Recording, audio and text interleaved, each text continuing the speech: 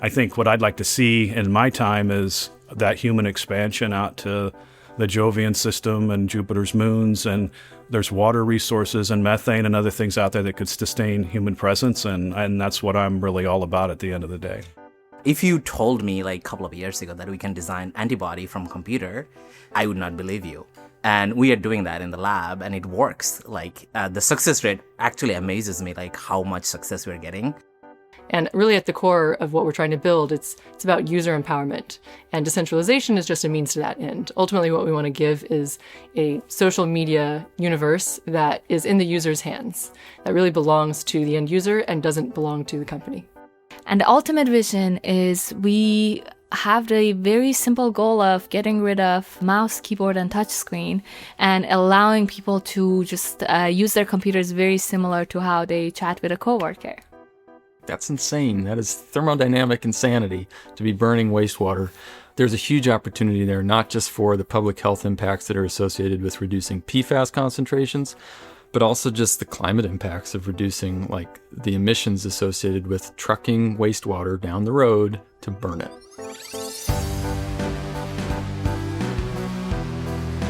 Hi, everybody. It's Todd Bishop from GeekWire, and this week we are coming to you from the GeekWire Gala at the Showbox Soto, backstage in this really cool green room where all the bands get to hang out.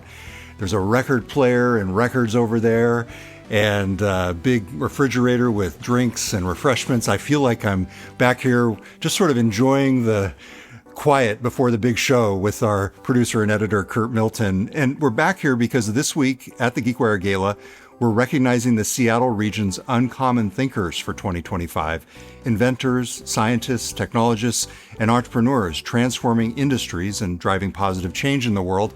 And we are going to be talking with them here backstage in the green room on this week's episode of the GeekWire podcast. Uncommon Thinkers is presented in partnership with Greater Seattle Partners, and it's one of my favorite programs that we do every year. And as you'll hear, it's kind of reason to be optimistic about the world. They don't just think differently, but they apply their smarts to some of the biggest challenges facing society. Stay tuned for a special Uncommon Thinkers installment of the GeekWire podcast. Jeff Thornburg spent years building rocket engines for Elon Musk at SpaceX and Paul Allen at Stratolaunch. Now, as CEO of Portal Space Systems, he's moved past chemical rockets to revive a concept that NASA studied decades ago but never pursued. A spacecraft powered by focused sunlight. They call it a steam engine for space. Jeff, it's great to have you here. Thank you, Todd. It's great to be here. So, Jeff, can you tell us more about what you're doing at Portal and the long-term promise of the technology for the world, for the universe? Sure. I've set out to solve a problem that really has been unsolved up to this point, which is getting spacecraft to rapidly move between orbits and locations quickly, like in minutes and hours, not days, months, and weeks. And it's becoming more critical now because our adversaries have developed this capability, so the Defense Department's very interested in this. And we have thousands of proliferated LEO constellations now that also have logistical needs that require on-orbit mobility. So that's the problem we're solving. That's what's so important to what we're doing. And so we built 2 spacecraft systems that we're fielding starting next year, a smaller Starburst spacecraft, we call it, to do a lot of surveillance and logistics type missions. And then we have our larger Supernova spacecraft that really does the Star Trek kind of maneuvering between orbits that people have wanted for years and weren't sure how to get there. And we happened to move there quickly 4 years ago to start the company and pursue that technology. My colleague Alan Boyle wrote a great profile of you for the Uncommon Thinker series. And if I remember correctly, he said the spacecraft is about the size of a refrigerator. Is that right? Yeah, the Supernova is about the size of a double restaurant refrigerator, so to speak. And then the smaller Starburst spacecraft is about the size of a dishwasher. Okay, perfect. I love the household appliances for frame of reference. Perfect. So my understanding is that the idea is essentially travel through the far reaches of space eventually by concentrating the beams of the sun. How does that work exactly? So we use a design concept called a thermal engine. And so most rocket engines up to this point use what's called chemical propulsion, which means you've got to burn something. Just like you need air and wood on the ground to make a fire, you need propellant and oxygen and space for a chemical engine. And so if you harness the energy of the sun to heat a fuel, you no longer have to burn it. So you really simplify the whole system by using a thermal engine cycle. Ideally, you want something like a nuclear reactor to provide that heat, but I can't go down to Lowe's and buy one of those yet. So I've decided in the interim to use the sun, but then ostensibly in the future, we'll leverage nuclear for some of our future-looking systems. But yes, you're right it's all about mobility. Yes, this helps us in the exploration mindset in the solar system in the future, but then the go-to-market right now are these immediate needs to move quickly around the Earth-Moon system. So NASA tested this out, tried it, abandoned it. What's happened in the meantime to make this feasible? And in the spirit of the Uncommon Thinker Awards, like, why you and your company, why were you the ones who seized on this idea? I think for any company or new product, there has to be 2 or 3 or more things that have to happen. And the market has to have a demand for it. There has to be customers that need something to happen. The technology has to be able to be engineered into reality, and you have to be able to build a team that can make it happen. And so for us at Portal, fortunately, I've had 30 years in the space business at this point, working a variety of different systems, which has allowed me to build a great team at Portal because it wouldn't happen without that. Technology-wise, additive manufacturing's come around that's made things possible from a thermal standpoint and a design standpoint that didn't exist 20 or 30 years ago. And the market's demanding rapid mobility on orbit, especially with the ministries of defense and the Defense Department in the United States demanding it. There's a fourth ingredient that's critical in all this mix, which is family support. And so my wife has been a wonderful partner for over 20 years and had great patience with my career to date. And if that wasn't happening, it wouldn't be possible what we're doing right now. We should mention we invited your wife up here to the green room to sit in on. So she's sitting right over there. You just scored some points. That's really good. Yeah, What's your wife's name? Jessica. Jessica. Okay. So if Portal succeeds, what does the world look like? What is feasible? What's possible? And who's able to do it? I think when we're successful, we become kind of the backbone of Earth-Moon logistics initially. So we want to put humans on the moon. You've got to be able to support humans on the moon. You've got to be rapidly moving between the Earth-Moon system. We want to protect the orbits between the Earth and the moon for commerce. So even though you hear me often talk a lot about defense, it's because I believe we need to protect and defend these orbits for free use by, Western and allied nations, or there will be no space economy in the future. So I think we protect and defend. We then start to exploit higher orbits in the Earth-Moon system like we have low Earth orbit. And then we start to move beyond Earth-Moon to Mars and beyond. And I think what I'd like to see in my time is that human expansion out to the Jovian system and Jupiter's moons, and there's water resources and methane and other things out there that could sustain human presence, and that's what I'm really all about at the end of the day. I love that I posed the question as if you succeed, and in true entrepreneurial fashion, you said when we succeed. I love that. Well, Jeff Thornburg, CEO of Portal Space Systems, one of our uncommon thinkers for 2025, thanks very much for talking with me. Absolutely, my pleasure. Thank you very much. Anindya Roy grew up in rural India without electricity, came to the U.S. with 2 suitcases and $2,000. Is that right? That is correct. Yes, 2008. And earned a spot in the lab of a Nobel Prize winner, a future Nobel Prize winner at the time, David Baker. And now, as co-founder of Lila Biologics, he's using AI to design proteins from scratch, molecules that have never existed in nature to treat cancer. Anindya, it's great to have you here. Thank you so much for having me. It's a pleasure. Great. Well, congratulations on being one of our uncommon thinkers for 2025. Just building on that intro, can you tell me a little bit more about your approach, what you're doing, and the long-term promise if it does everything that you hope it'll do? Yeah, it's really exciting because I joined David's lab when machine learning was not a thing, to be honest. So I saw the pre-machine learning era of protein design where the success rate was less than 1%. We used to order like hundreds of thousands of designs, and then out of the designs, 1 or 2 would work, or even like tens. And towards the end of it, I think 2 or 3 years ago, that significantly changed. If you told me like a couple of years ago that we can design antibody from computer, I would not believe you. And we are doing that in the lab, and it works. Like the success rate actually amazes me, like how much success we're getting from the computer to the actual lab. So it is an absolutely amazing time to do protein engineering, especially for therapeutics and medicine. How much of that has to do with AI? All of it. Really? Yes. So when I joined Baker Lab, we used to use a software called Rosetta. That was one of the premier software to protein engineering. And that's where the success rate was not. That was the best software that was available at the time. But the success rate was less than 1%. And that is completely obsolete now. Nobody, I mean, we do use Rosetta for certain places, but all our design process is machine learning driven algorithm. And the success rate can be anywhere between 5 to 20%.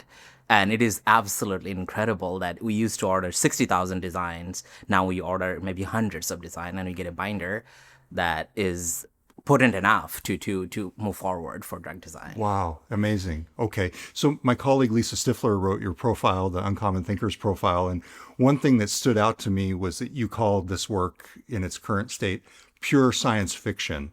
I mean, as we're talking about here, you're designing molecules on a computer, putting them into living systems, and then they do what they're supposed to do. And you're getting to this a little bit, but I mean, my first question on reading Lisa's story was like, does this just blow your mind? It does. And sometimes I kind of like, when you are so deep into it, you don't believe it because you're so used to it. But when you take yourself out of it, it's like, oh, wow, it's almost like you're trying to build something in the computer that is supposed to do a certain thing in a living system. And you actually try the molecule and then actually put the molecule in the animal of interest or human. It actually does the thing it does. And that blows my mind sometimes, even when I'm so close to it. I mean, like 2 weeks ago, we got some really good data and I was looking at it and it's like, oh, wow, I spent like 2 years almost trying to get this done. And we are getting there within months. So the success rate has gone significantly up. And then we are really excited to be designing protein in this era of machine learning and AI. Okay, so you're just obviously one person, one company, one lab going after this. But can you take us big picture? If AI is starting to have this impact in terms of designing these proteins that can go after cancer, like what does that mean writ large for cancer and human disease? I mean, I don't want to, go too blue sky. Yeah. I mean, drug design process is such a complicated process.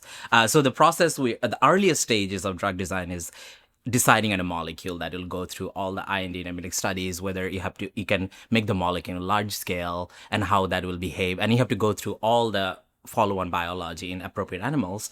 So most of the drug design process get really, really risky and very expensive towards the end of it when it goes to the clinical stages.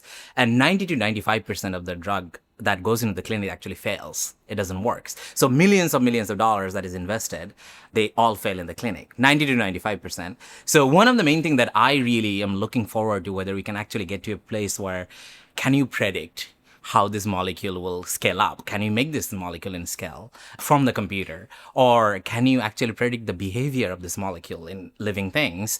For example, toxicity is one of the main things. That is the place I'm really, really excited whether the ML can take it. So next 5 or 10 years, that is one of the main things that I am looking forward to, that can you actually, the predictability power, can it go there that you can tell, oh, this molecule is not looking very good from tox, or how this molecule is going to behave in human. That would be hugely beneficial for clinical unmet need and saving patients' lives. How would you describe your thought process? And when you see a challenge, how do you take it on? So what excites me is new things, learning new things. I like a challenge. I don't like static things. If something is not challenging me, or if I'm not growing or learning, that I get very bored very easily. It's a curse and a blessing at the same time because your life gets a little harder. But at the same time, it's very exciting. Like, can you imagine? I would not imagine having another job, to be honest. What I do, like on a daily basis, I would not trade it for anything else because of the excitement and the science fiction nature of it, the excitement, that the intellectual fulfillment that I get. I don't think I would trade it for anything else. Yeah. Well, Anindya Roy, thank you very much for joining me, and congrats on the recognition as one of our Uncommon Thinkers for 2025. Thank you so much. It's a privilege. Thank you so much. Jay Graber runs Blue Sky, the decentralized social network that's become a leading alternative to X and other centralized platforms. But while most tech CEOs build moats to lock users in, Jay and her team are building a protocol designed to help them leave, in part. She sees the network as a collective organism, and she's creating a tech foundation meant to outlive her own company. Jay Graber, it's great to have you here. Thanks for having me. And congratulations on being one of our Uncommon Thinkers for 2025. Oh, thank you. Yeah, this is great. So I was fortunate to be able to write the profile of you. So we've talked for a good hour in the past already for that story. But for folks who aren't familiar with Blue Sky or the AT protocol, what does decentralization mean to you in those forms? And why does it matter for the future of the internet and social networks? Just a small question here to start off with. Yeah, decentralization is a big word, but really what it means is you can take your identity, your data, your relationships, everything important to you on social media, and leave with it when you switch services. Just like when you switch cell phone providers, like, you go from Verizon to AT&T, you can still keep your number and you don't have to rebuild your address book. But right now on social media, the situation is you have to start from scratch and rebuild your entire online life when you move sites. So we're building an open, decentralized ecosystem where not only can you move, anyone can come in and build. And so anyone can build a new app or a new service. It's completely open. And just like the early days of the internet, where anyone could build a website, anyone can build a new social media site on the AT protocol. One of the things that really struck me, and I picked up on it when we were talking, was the phrase that you used almost kind of offhandedly when you were referring to Blue Sky. And it stuck out for me because it's so different from what I hear from other entrepreneurs. You said about Blue Sky, however big it makes itself, meaning that ultimately the community will decide what it becomes. What would happen if more people in the tech industry took that approach? I think it would be very healthy for people to take a more ecological view on a lot of things, including human social organizations, technical organizations. I think that's sort of my grounding basis. It's very also a Seattle perspective, I would say, from all the people here who are very connected with nature. It's part of what drew me to the place. And I see the company as a collective organism, as I mentioned in that interview, that we're building together. So, I'm helping guide it, steward it. I play a very important role in the ecosystem, but I'm not the only factor that makes it alive. It's very much the people who use the site, it's the developers who build it, and it's everyone who's a stakeholder. And so I think if people in the tech industry took the view that, everyone who participates in creating the product is not just the product in a monetizable way, but very much part of this human social organization that they've built, they could maybe think about their role more as guides and stewards rather than just dictators or emperors, as they like to style themselves right now. One thing that may not be clear to people who are just using Blue Sky is, as you're saying, that the protocol is really, and I use the analogy building on some of the things you said, it's the soil on the forest floor that many social networks and many kinds of apps could grow in. And my understanding from what you've told me is that you're going to judge your success and the success of your team long term, not necessarily by Blue Sky, but by the AT protocol. Am I remembering that correctly? Yes. Yeah. The AT protocol is the infrastructure that Blue Sky was built on, but Blue Sky was very much built as a proof of concept that you could build this kind of a social network on this, and to show users that here's the value you have. You can customize your feed completely because it's open for you to do that. It's open for any other developer to modify, to change. And we wanted to show, not tell. So that's very much the sort of ethos behind Blue Sky. But it's showcasing what's possible with the app protocol. And so long term, we don't want it to just end with Blue Sky. We say, the sky is not the limit. The blue sky is not the limit. It's very much everything that's being built in what the community has started calling the atmosphere, which is all the stuff being built on the AT protocol. And that includes other social apps as well as experimental things like games and, little things that use your social data to tell you interesting things about yourself rather than just being one single social media experience with one feed. Right before we came up here, there was a Blue Sky user who was wanting to talk to you. Do you get recognized sometimes by people who are Blue Sky users? And if so, what do they say to you about the platform and about the app? Sometimes, yeah, I get recognized and people just say, thanks for building this, or I'm a user. And yeah, generally, I think people really appreciate what we've built because there's a hunger for something different and people want to see tech leaders who care, first of all, and they want to see a social space that gives them more control and that is built more with user interests in mind. And really at the core of what we're trying to build, it's about user empowerment. And decentralization is just a means to that end. Ultimately, what we want to give is a social media universe that is in the user's hands, that really belongs to the end user and doesn't belong to the company. Are there ever moments where you're like, oh, I would love to do this thing, but it's a trade-off of the decentralized approach because you are following the lead of users? And are there moments where you're like, if I was just actually an emperor, I would do this, but I'm not going to do it because the community wouldn't like it or would say no? There's lots of trade-offs like that all over the place. And, the engineering team runs into this a lot too, because it's a trade-off between doing something in a quick and easy way, which is often the centralized way, or in the long-term decentralized protocol-focused way. And we sometimes have to go with the easy choice. So we do sometimes build things in a centralized way, like DMs are centralized, bookmarks, like little features are centralized because that was how we could build them quickly.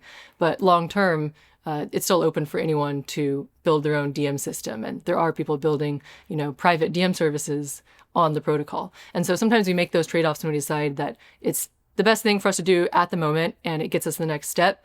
But we just want to make sure that the door remains open for other people to build and for users to not get locked in or to suffer negative effects from that decision. Looking ahead to 2026, is there one challenge that you and the team are especially eager to take on? And if so, how are you planning to approach it?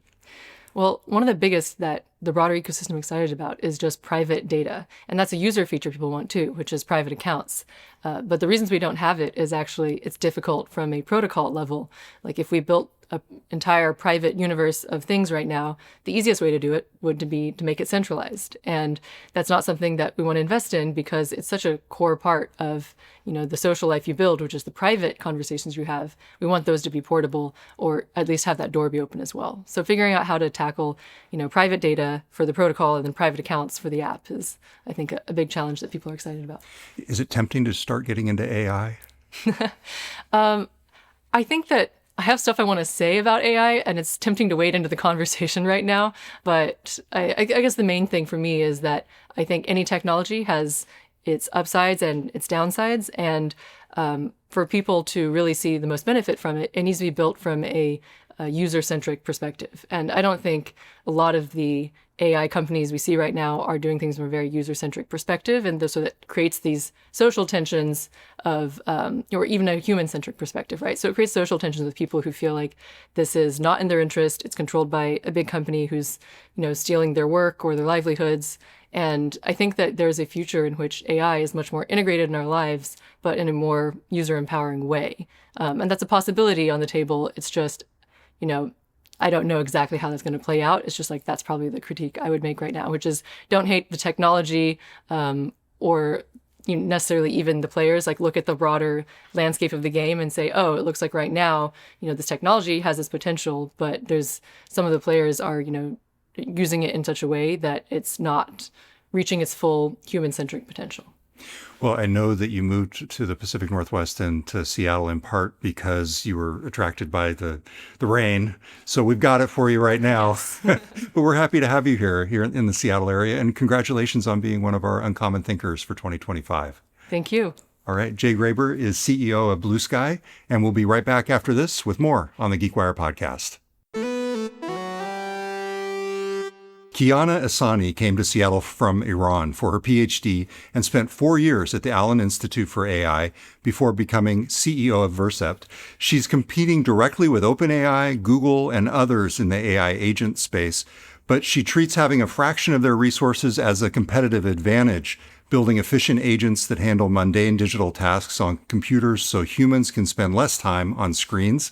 Kiana, thanks very much for being here. Thank you so much for inviting me. Very glad to be here. And congratulations on the recognition as one of our Uncommon Thinkers for 2025. Thank you so much. I'm honored. So can you tell us more about what you're doing at Vercept and the long-term promise of the agents that you're building? Yeah, for sure. I think the reason why we started a company and quit our well-paying jobs to be scrappy and keep building is we saw a need. We saw that there are chatbots that a lot of people are having conversations with, but as soon as you ask them to do something on your behalf, they fail.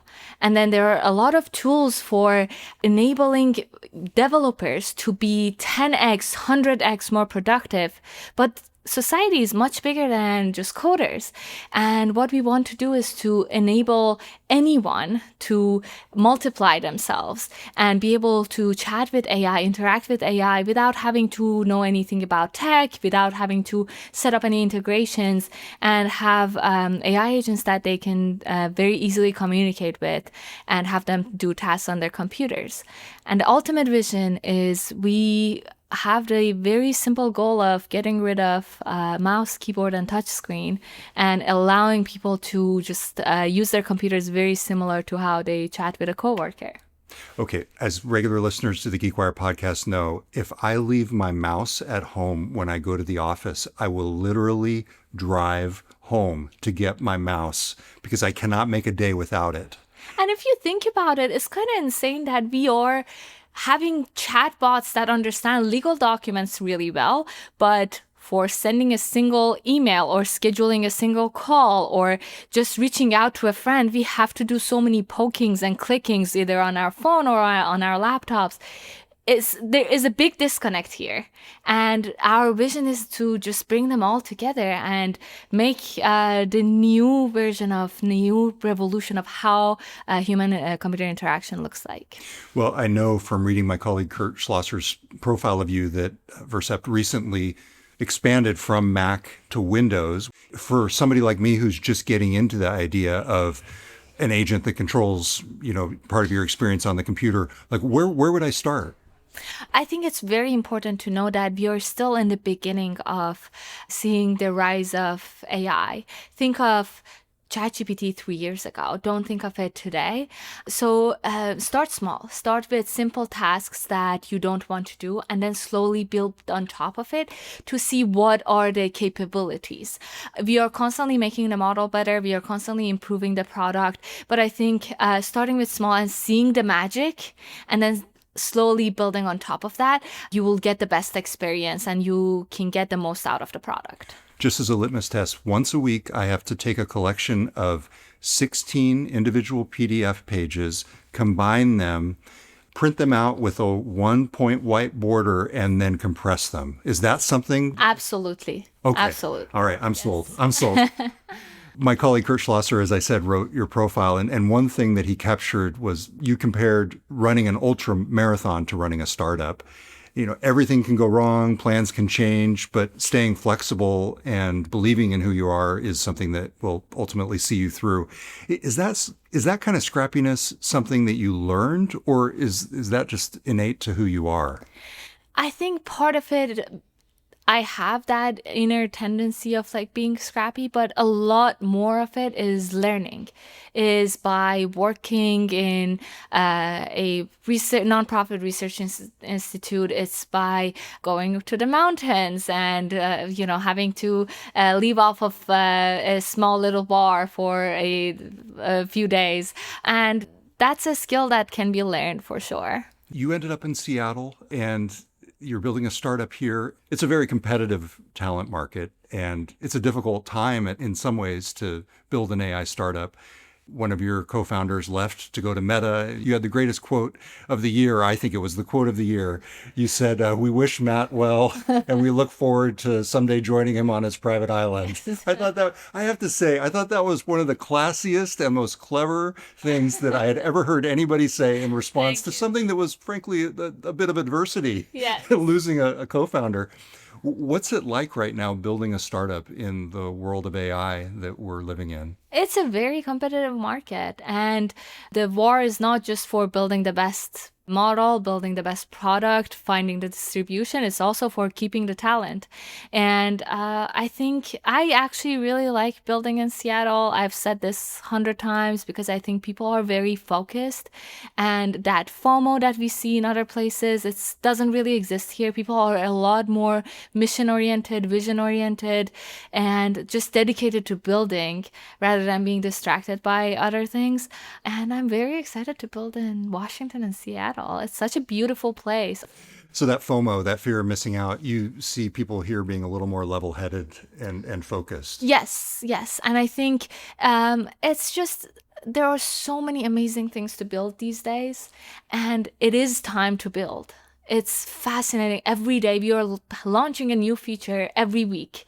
And it's because it's just the best time to be super productive and drive the new energy and new product and a new vision that you have. And that's why I think instead of focusing on or thinking about what others are building, just focusing on what you want to build and driving that vision is the best thing you can do these days. That's great. Well, Kiana Asani, thank you very much for joining us, and congratulations on being one of our Uncommon Thinkers for 2025. Thank you so much for having me. It was really fun being here. Stay tuned for more from our Uncommon Thinkers after the break. Brian Pinkard spent 6 months after college flipping rocks and building trails because he wanted to do work that mattered.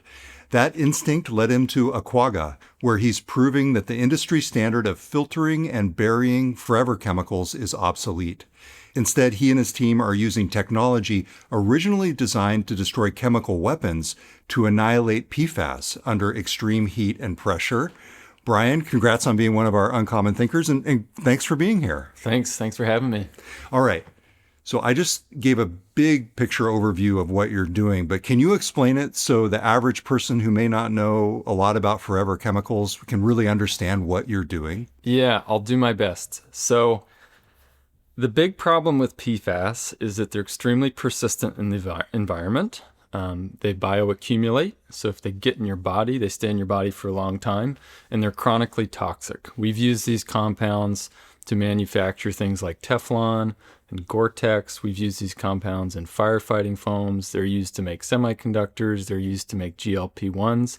They're so ubiquitous and widespread, then they've made it into our environment and our food chain, and now we've learned that they have chronic health implications. So the challenge is, what do you do when you have a toxic chemical that is widespread? It's in all of our bloodstreams. It's in our food chain. How do you address it? So the first place you start is you try to protect public drinking water. That's a logical place. It's a place you can regulate. We have technologies that can filter PFAS out of drinking water. The problem is, what do you do with that filtered PFAS when it comes out? The same problem exists for industrial wastewater discharge. You can filter the PFAS, but ultimately you need to destroy it. So that's where we come in. We solve the problem. If you have a concentrated liquid that contains a lot of PFAS, we have a technology that's really, really good at breaking down those chemicals, turning them into inert salts like fluoride, and we can apply this technology for industrial wastewater treatment, remediation of contaminated sites, disposal of legacy firefighting foams, those sorts of applications. And in the past, or actually even now, the tendency is to bury these things. Yes, either landfilling, which we know that they will just leach out of the landfill and end up going to the wastewater treatment plant and ultimately ending up on croplands, or sending them to incinerators. And unless you're operating at a very, very high temperature, what happens is these compounds are aerosolized and then emitted from the incinerator and deposited downwind. So the legacy options that we have for dealing with hazardous waste just don't work very well for PFAS. And as I mentioned, you basically are using a technology that was originally designed to destroy chemical weapons to do this.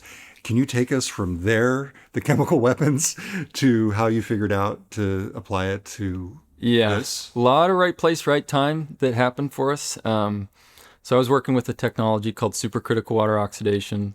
This is a technology that's been around for 40 or 50 years, but just never really made it to commercial scale.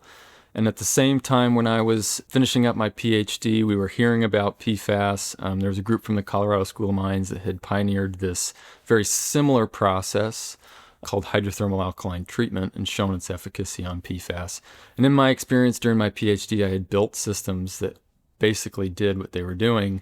So I saw the vision. It was like, oh, you could do this. I could see how you could build this. There's a clear market need. We were hearing it from customers, clear technical vision. So there's a little bit of a pivot with the technology and pivot with the application space that brought us into the PFAS sphere. So what made you even think that destruction was even possible? Like, what was the spark? I had to see the data. So I'm a skeptic. I'm cynical. I'm a scientist. So I wanted to see proof, and the group from the Colorado School of Mines had that proof. That's what convinced me, was I saw the paper that they published and I saw the data, and they checked every single box to prove that the destruction was working, that it was working effectively. We ultimately licensed the patent from them and have taken it from there. So it was really more, my skill set was building the platform and scaling it up. They proved out the fundamental chemistry, and it's been this great collaboration ever since.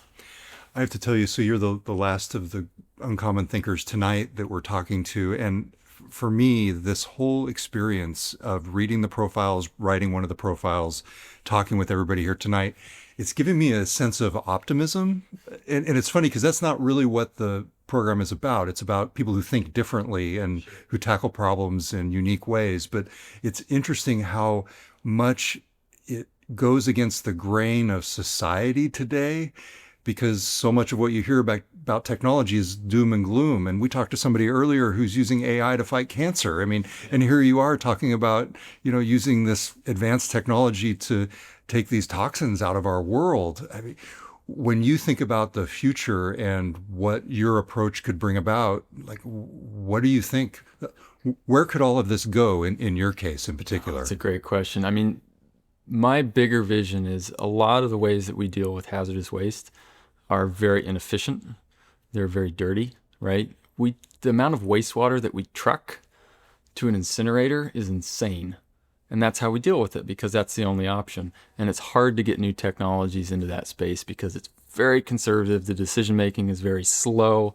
But there's such an opportunity there to make waste processing a lot more efficient. Our systems can be deployed at sites, so you don't have to truck water down the road. There's a lot of risk associated with doing that. You don't have to burn water. Like, that's insane. That is thermodynamic insanity to be burning wastewater.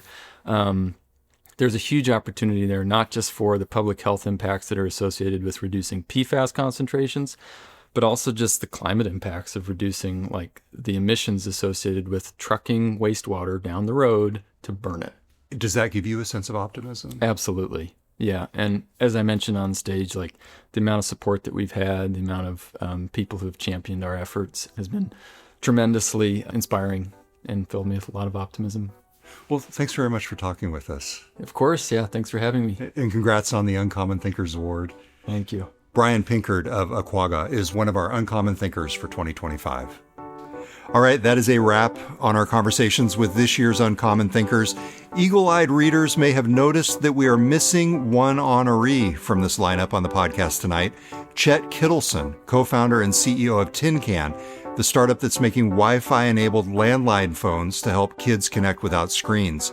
Chet wasn't able to join us tonight, but we hope to speak with him on a future episode. A big thanks to Greater Seattle Partners for their partnership on the Uncommon Thinkers Awards. As I mentioned, this is one of my favorite things that we do every year. And after listening to this week's guests, I think you probably get a sense for why. Curt Milton edited this episode. I'm GeekWire co-founder Todd Bishop. We'll be back next week with a new episode of the GeekWire podcast.